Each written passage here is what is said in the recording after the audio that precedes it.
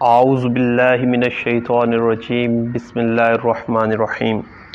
شیزی voice کے معزز سامعین و ناظرین السلام علیکم۔ نمرہ احمد کے ناول جنت کے پتے کے سلسلے کی 16 اقساط آپ ملاحظہ کر چکے ہیں۔ آج اسی سلسلے کی قسط نمبر 17 آپ کے سامنے پیش کی جا رہی ہے۔ سب سے پہلے اگر آپ نے ابھی تک ہمارے چینل کو سبسکرائب نہیں کیا تو برائے مہربانی اسے سبسکرائب کر لیں اور بیل آئیکن پر کلک کریں تاکہ آپ کو تمام اقساط بر وقت موصول ہوتی رہیں۔ اس نے ایک ہاتھ سے اوون کا ڈھکن کھولا، دوسرے ہاتھ سے گرم ٹرے باہر نکالی۔ ٹرے پہ بھوری خستہ گرما گرم جنجر بریڈ تیار ہوئی تھی۔ ادرک کی ہلکی سی خوشبو سارے کچن میں پھیلی تھی۔ وہ دوسرے ہاتھ سے جنجر بریڈ کو چیک کرتی سیدھی ہوئی اور ٹرے لا کر کاؤنٹر پہ رکھی۔ وہ سفید ڈھیلی سی آدھے بازوؤں والی ٹی شرٹ اور کھلے ٹراؤزر میں ملبوس تھی۔ بالوں کا ڈھیلا سا جوڑا گردن پہ پڑا تھا اور الجھی سی لٹیں گالوں کو چھو رہی تھیں۔ ٹی شرٹ کے اوپر پہنے ایپرن پہ جگہ جگہ چاکلیٹ اور کریم کے دھبے لگے تھے۔ معتصم کاؤنٹر کے ایک طرف کھڑا پیالے میں انڈے کی سفیدی پھینٹ رہا تھا۔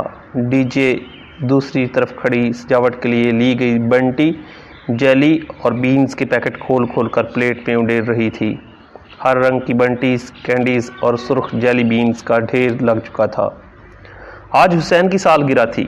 روایتی طریقے سے کیک بنانے کی بجائے حیا اس کے لیے جنجر بریڈ ہاؤس تیار کر رہی تھی۔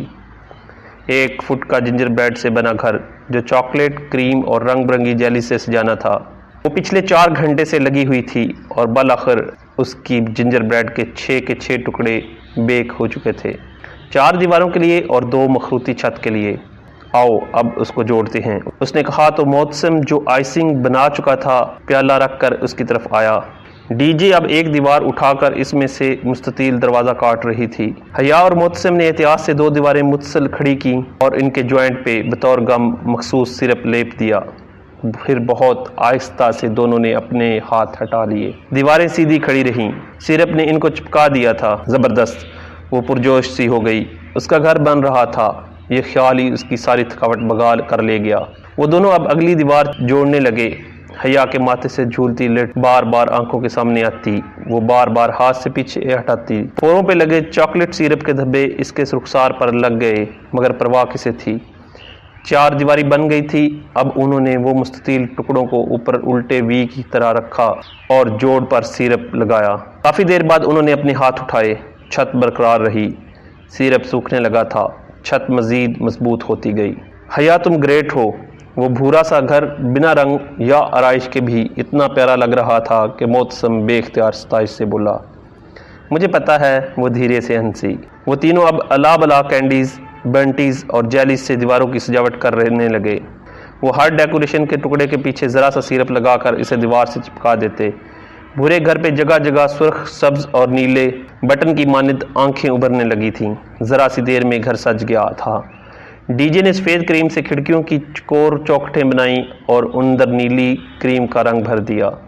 اب استنبول کی برف باری کا مزہ اپنے گھر کو بھی چکھائیں۔ حیا آئسنگ شوگر اور چھلنی لے آئی۔ اس نے سفید سوکھے آٹے کی شکل کی آئسنگ شوگر چھلنی میں ڈالی اور گھر کے اوپر کر کے چھلنی آہستہ آہستہ ہلانے لگی۔ چھلنی کے سوراخوں سے سفید ذرے نیچے گرنے لگے۔ بھورے گھر پر برف باری ہونے لگی اور ایک ہلکی سی سفید تہ چاکلیٹ سے ڈھکے گھر پر بیٹھنے لگی۔ حیا جنجر بریڈ ہاؤس تیار تھا۔ اس نے احتیاط سے ٹرے اٹھائی۔ گھر برقرار رہا۔ وہ اس کے 4.5 گھنٹوں کی محنت کا ثمر تھا۔ کسی سالگرہ کی تقریب سے پہلے حیا سلیمان نقص سے تیار نہ ہو، حیرت انگیز بات تھی، مگر آج اس کی تیاری وہ گھر ہی تھا۔ اسے اپنے رف لیے ایپرن اور چہرے پہ لگے دھبوں کی پرواہ نہیں تھی۔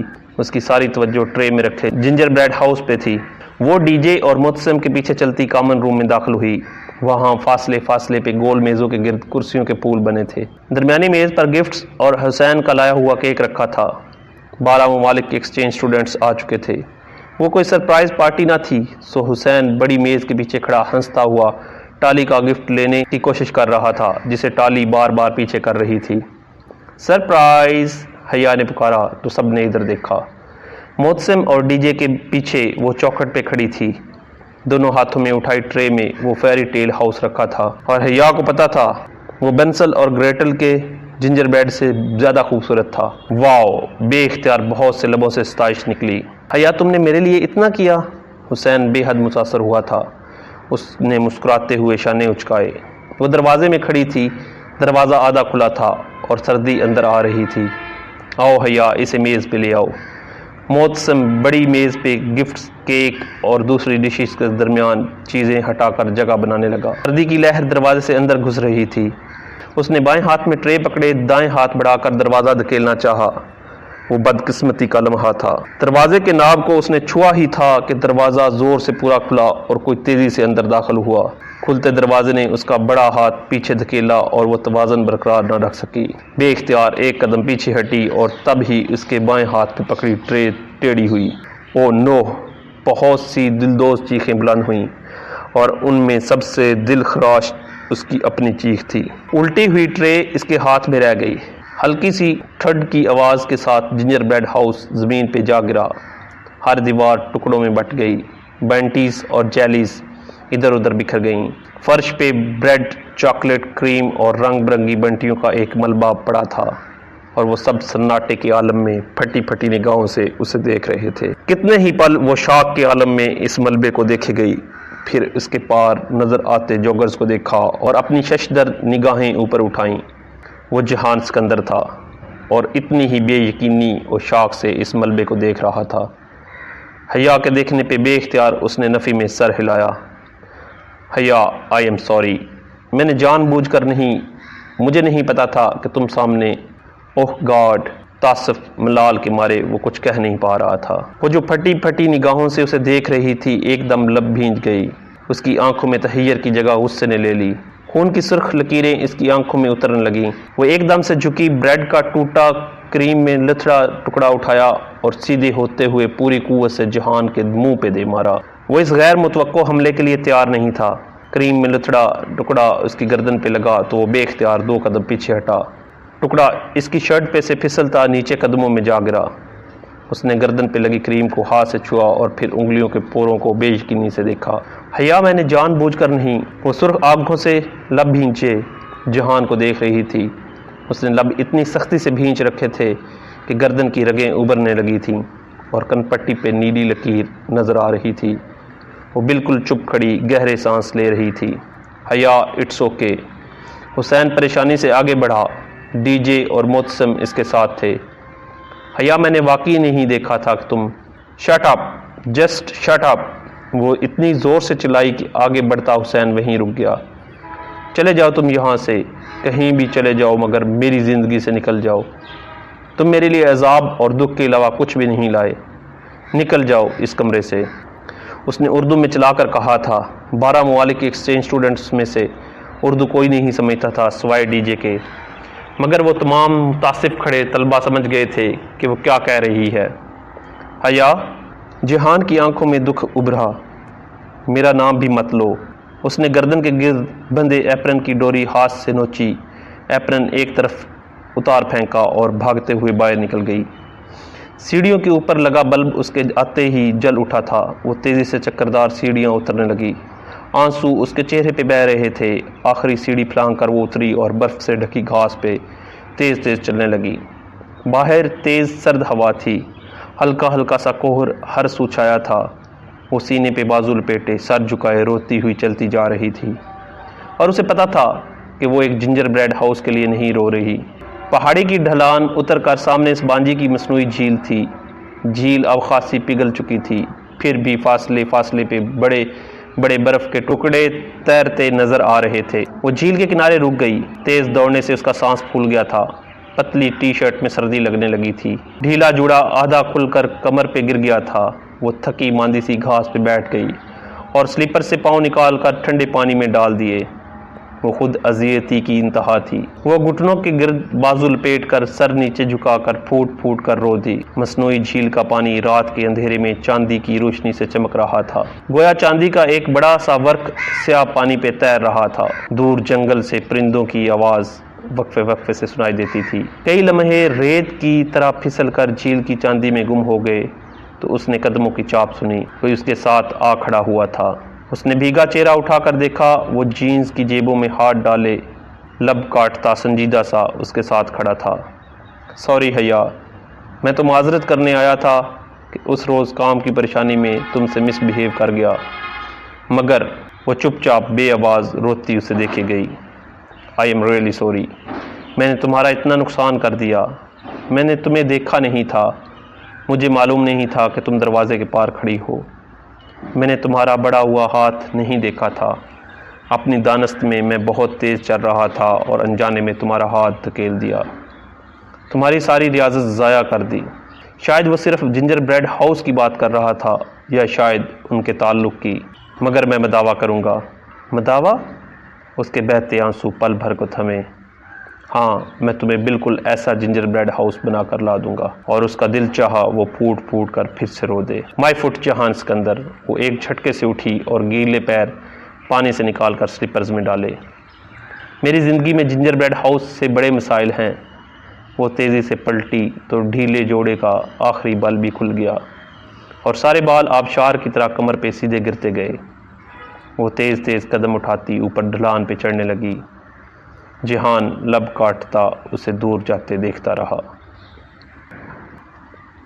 وہ تکیے سے ٹیک لگائے پاؤں لمبے کیے کمبل میں لیٹی تھی، دونوں ہاتھوں سے موبائل تھامے وہ گیم کھیل رہی تھی۔ ساتھ والے بینک پہ ٹالی منہ پہ تکیہ رکھے سو رہی تھی۔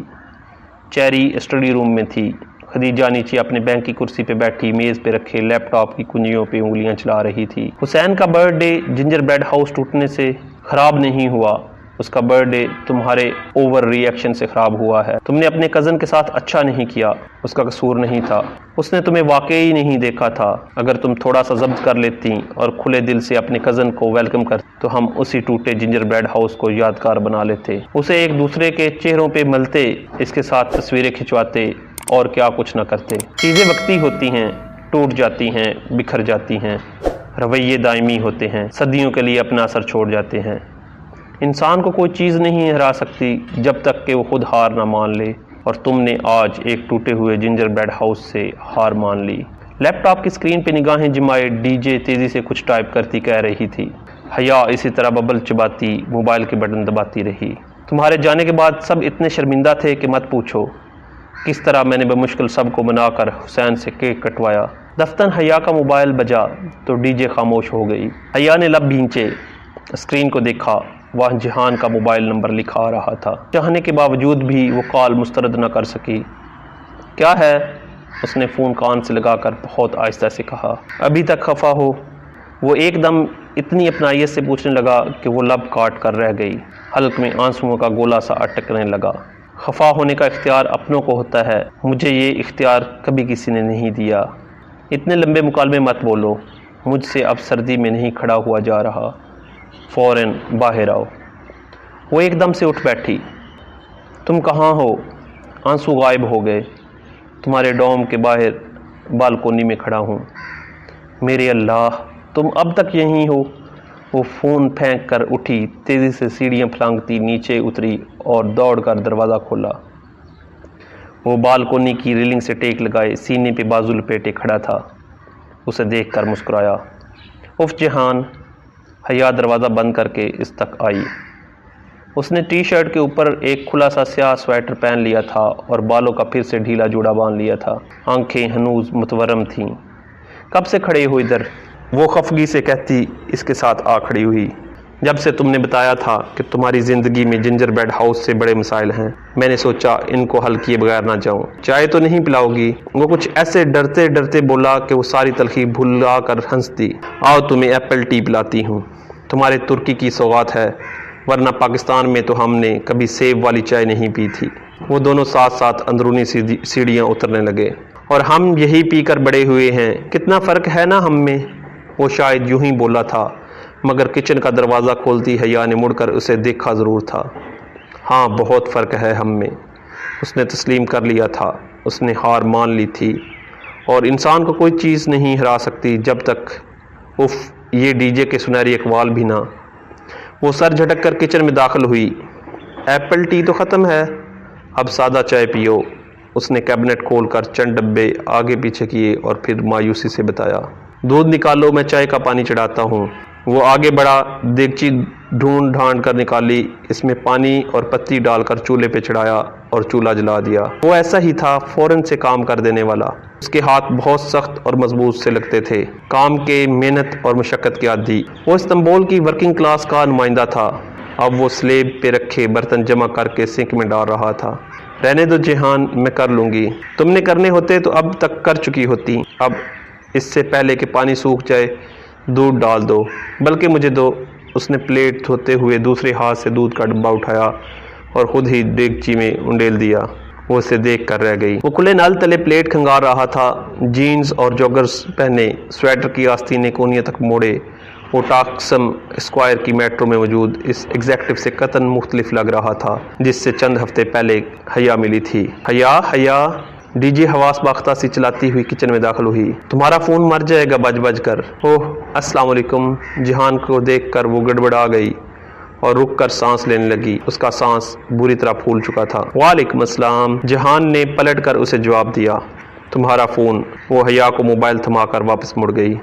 حیا نے موبائل پہ دیکھا، 5 مسڈ کالز، ترکی کا کوئی غیر شناسا نمبر۔ اسی وقت اس کا موبائل دوبارہ بجنے لگا۔ اس نے اسکرین کو دیکھا، وہی ترکی کا نمبر۔ اس نے کال وصول کر لی۔ ہلو۔ جب وہ بولی تو اس کی آواز میں تذبذب تھا۔ حیا سلیمان، بندے کو عبد الرحمن پاشا کہتے ہیں۔ اب تک تو آپ مجھے جان گئی ہوں گی، وہ شستہ اردو میں کہہ رہا تھا۔ اس کی آواز میں ممبئی کے باسیوں کا تیکھا بن تھا اور لہجہ بہت ٹھنڈا۔ حیا کا رنگ پھیکا پڑ گیا۔ اس نے پلکیں اٹھا کر جہان کو دیکھا۔ وہ بہت غور سے اس کے چہرے کے اتار چڑھاؤ دیکھ رہا تھا۔ رانگ نمبر، اس نے کہہ کر فون رکھنا چاہا، مگر وہ آگے بڑھا اور موبائل اس کے ہاتھ سے لے لیا۔ کون؟ وہ فون کان سے لگا کر بولا تو اس کے چہرے پہ بے پناہ سختی تھی۔ کون؟ اس نے دہرایا، شاید دوسری جانب سے کوئی کچھ بول نہیں رہا تھا۔ جہان لب بھینچے چند لمحے انتظار کرتا رہا، پھر اس نے فون کان سے ہٹایا۔ بند کر دیا ہے۔ اس نے موبائل حیا کی طرف بڑھاتے ہوئے جانچتی مشکوک نگاہوں سے اسے دیکھا۔ کون تھا؟ تمہیں نہیں بتایا تو مجھے کیوں بتاتا؟ شاید رانگ نمبر تھا۔ وہ اب سنبھل چکی تھی۔ تمہیں کوئی تنگ تو نہیں کر رہا؟ پھر جیسے وہ چونکا۔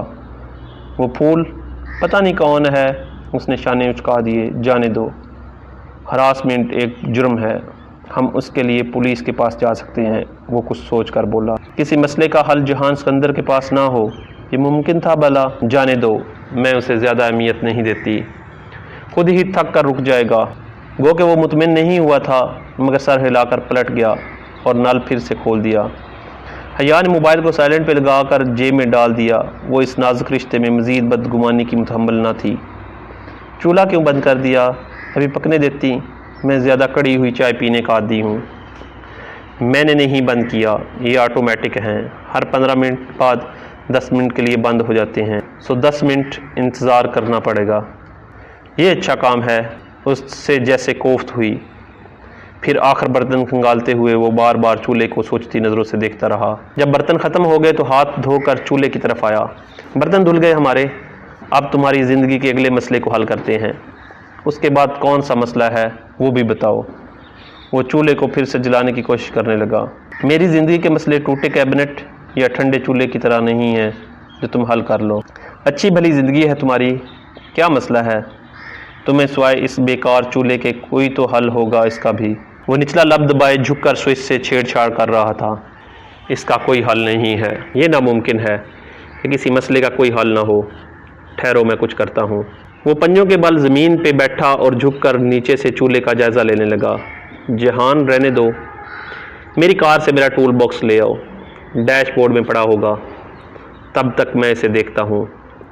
وہ جینز کی جیب سے چابیوں کا گچھا نکال کر اس کی طرف بڑھائے، گردن نیچے جھکائے چولہے کے ارد گرد جیسے کچھ تلاش کر رہا تھا۔ وہ جہان ہی کیا جو کچھ کرنے کی ٹھان لے تو پھر کسی کی سنے۔ اسے میٹرو میں اپنے جوتے کے تسمے کھولتا جہان یاد آیا تھا۔ اس نے مسکراہٹ دبا کر ہاتھ بڑھا کر چابی پکڑی اور دروازے کی طرف بڑھ گئی۔ جہان کی چھوٹی سی سفید کار ہاسٹل کی سیڑھیوں کے آخری زینے کے سامنے ہی کھڑی تھی۔ اس میں سے ٹول باکس نکالتے ہوئے حیا نے بے اختیار سوچا تھا کہ وہ اتنا امیر نہیں ہے جتنا وہ سمجھتی تھی، یا پھر شاید یورپ میں رہنے والے رشتہ داروں کے بارے میں عمومی تصور یہی ہوتا ہے کہ وہ خاصے دولت مند ہوں گے۔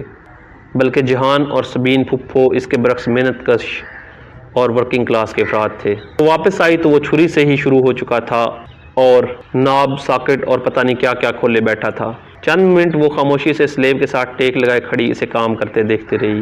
وہ دائیں گھٹنے اور بائیں پنجے کے بل زمین پہ بیٹھا پائپ کے دہنے کوئی پیچ کس سے کچھ کھول رہا تھا۔ ٹول باکس اس کے پاؤں کے ساتھ فرش پہ کھلا پڑا تھا۔ چند صبر آزما پل بیتے اور پھر وہ فاتحانہ انداز میں ہاتھ جھاڑتے ہوئے اٹھا۔ یہ چوتھا چولہا جو کونے میں ہے یہ فکس کر دیا ہے، اب یہ خود سے نہیں بجھے گا۔ اس نے کہنے کے ساتھ ہی عملی مظاہرے کے طور پہ چوتھے چولہے کو جلا دیا اور پھر چائے کی کیتلی اسی پہ رکھ دی۔ یہ جو تم نے حرکت کی ہے نا جہان سکندر، یہ غیر قانونی ہے۔ اگر کسی کو پتہ چل گیا تو سمباجی میں اسموکنگ بھی غیر قانونی ہے، مگر اسٹوڈنٹس کرتے ہیں نا۔ ڈرنک بھی غیر قانونی ہے، اسٹوڈنٹس وہ بھی کرتے ہیں، اور کمروں میں چھوٹے چولہے اور مائکرو ویو رکھنا بھی غیر قانونی ہے، وہ بھی رکھتے ہیں نا۔ سو تم بھی کرو۔ وہ کاؤنٹر سے ٹیک لگائے کھڑا بڑی لاپرواہی سے بولا تو وہ ہنس دی۔ اسے اپنا بھرا ہوا فارم یاد آ گیا تھا۔ تم سبانجی سے پڑھے ہو جو اتنی معلومات ہیں؟ سبانجی سے پڑھا ہوتا تو ایک چھوٹا سا ریسٹورنٹ نہ چلا رہا ہوتا۔ ہم تو عام سی سرکاری یونیورسٹی میں پڑھنے والے مڈل کلاس لوگ ہیں مادام۔ وہ جب بھی اپنی کم آمدن یا کام کا ذکر کرتا اس کے بظاہر مسکراتے لہجے کے پیچھے ایک تلخ سی اداسی ہوتی، ایک احساس کمتری، یا پھر شاید یہ اس کا وہم تھا۔ خیر، حیا گہری سانس لے کر چولہے کی طرف آئی اور چائے کی کیتلی اٹھائی۔ ٹرے میں پیالیاں اس نے پہلے سیٹ کر رکھی تھیں، اب وہ چھلنی رکھ کر چائے اڈیلنے لگی۔ اس ویکینڈ پر ڈنر کریں ساتھ؟ اس نے ایک جھٹکے سے سر اٹھایا۔ ذرا سی چائے چھلنی کے دہانے سے پھسل کر پیالی پکڑے اس کے ہاتھ پہ گری، مگر وہ بے حد حیرت و بے یقینی سے جہان کو دیکھے گئی۔ اچھا نہیں کرتے، غلطی سے کہہ دیا۔ وہ جیسے شرمندہ ہو گیا۔ نہیں، میرا مطلب ہے ٹھیک ہے، شیور، مگر کہاں؟ وہ جلدی سے بولی، مبادہ وہ کچھ غلط نہ سمجھ لے۔ پھر اپنی جلد بازی پہ بھی خفت ہوئی۔ استقلال جدیسی میں کہیں بھی تمہیں بس ٹائم پہ اتارتی ہے نا۔ حیا نے اس کی پیالی اٹھا کر اسے دی تو اس نے سر کے ذرا سے اسبات کے ساتھ تھام لی۔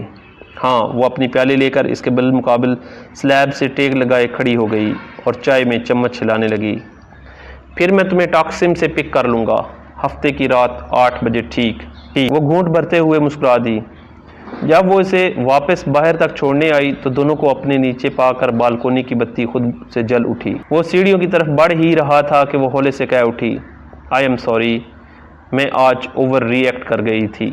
جہان نے پلٹ کر اسے دیکھا۔ کچن کے سارے برتن دھلوا کر، چولہا ٹھیک کروا کر اور چائے کے 2 کپ بنوا کر تم نے بالآخر مان ہی لیا، بہت شکریہ، اب میں سکون سے سو سکوں گا۔ وہ گویا بہت شکر اور احسان مندی سے بولا تھا۔ وہ خف سے ہنس دی۔ کہا نا سوری مجھے بھی کرنی چاہیے، مگر وہ میں ڈنر پہ کر دوں گا، ادھار رہا، ہفتے کی شام 8 بجے شارپ، مجھے یاد رہے گا۔ وہ سیڑھیاں اترنے لگا اور حیا سینے پہ بازو لپیٹے کھڑی اسے جاتے دیکھتی رہی۔